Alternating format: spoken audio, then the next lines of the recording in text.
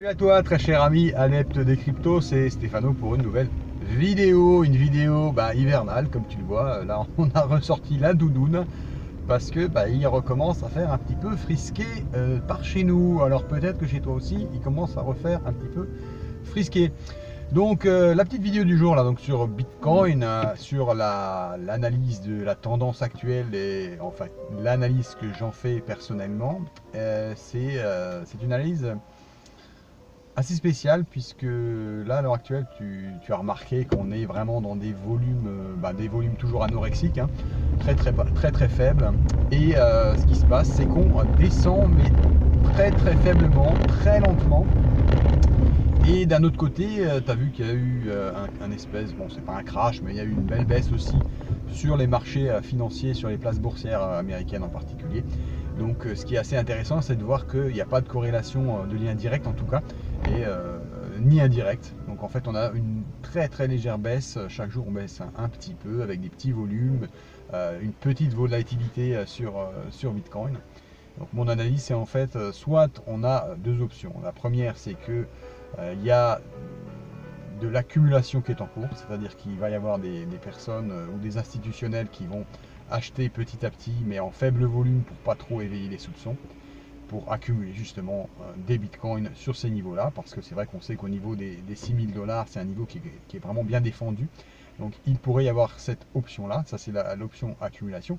Et il y a également l'option de distribution, c'est-à-dire que les mêmes institutionnels pourraient très bien être en train petit à petit de se défaire de leur bitcoin, mais pas trop à la fois pour pas éveiller les soupçons et pour pas faire un gros crash de marché. Donc une fois que tu prends en compte ces deux options, ce que tu peux te dire c'est que voilà, si j'étais un institutionnel, qu'est-ce que je ferais en ce moment? Eh bien il y a de fortes chances que vu les petits niveaux en fait, je me place en fait, je rachète des positions puisque voilà, il ne se passe pas grand chose, la volatilité a vraiment baissé, et si j'étais un institutionnel et que je voulais faire chuter Bitcoin, je pourrais le faire en fait assez facilement. Et comme tu vois à l'heure actuelle, c'est pas ce qui se passe. Donc là vraiment il y a un petit peu une phase d'observation de tous les intervenants, mais à mon avis il y a des personnes, il y a des institutionnels qui investissent et qui reprennent, qui rachètent des bitcoins là régulièrement, tous les jours, en quantité non énorme, mais en quantité.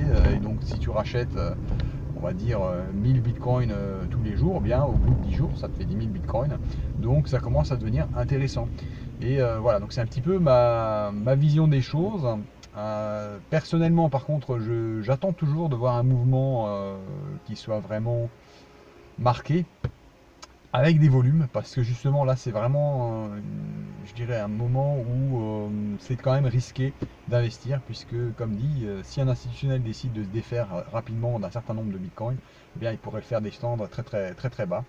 Et comme je te le disais, il y a quand même des risques qu'on redescende en dessous de 6000, qu'on puisse casser cette barre des 6000 si effectivement des intervenants de marché décidaient de le faire. Donc c'est quand même une option à garder à l'esprit. Et l'autre option évidemment, c'est qu'on réexplose à la hausse, mais pour ça effectivement, de mon point de vue, il faut vraiment qu'il y ait quelque chose de décidé, de décisif, donc de haut volume, avec une fermeture en haut du Marubozu, donc avec une chandelle qui termine sur les plus hauts, et pas ce qui s'est passé la dernière fois, c'est-à-dire qu'on a eu une grosse chandelle avec une grosse mèche haute supérieure, donc on a eu des ventes massives sur les niveaux les plus hauts. Donc là c'était vraiment un fake out, donc un piège pour les haussiers. Donc moi voilà, j'évite toujours d'entrer dans ces pièges là. J'attends de voir une confirmation d'un trend, et donc c'est ce que je vais encore essayer, enfin c'est ce que je vais attendre, c'est ce que j'attends à l'heure actuelle. Donc une confirmation d'un trend, soit haussier soit de baissier, avec des volumes qui devraient revenir quand même à un certain moment, mais bon, on ne sait jamais quand. Donc observation, c'est le maître mot à l'heure actuelle, en tout cas pour ce qui me concerne. Voilà, c'était la petite vidéo du jour de Stéphano. Si elle t'a plu, je t'invite à la liker et à la partager comme d'habitude. Et je t'invite également à t'abonner à cette chaîne si ce n'est pas déjà fait, pour recevoir tous les jours des contenus inspirants relatifs aux crypto-monnaies. A demain, ciao ciao.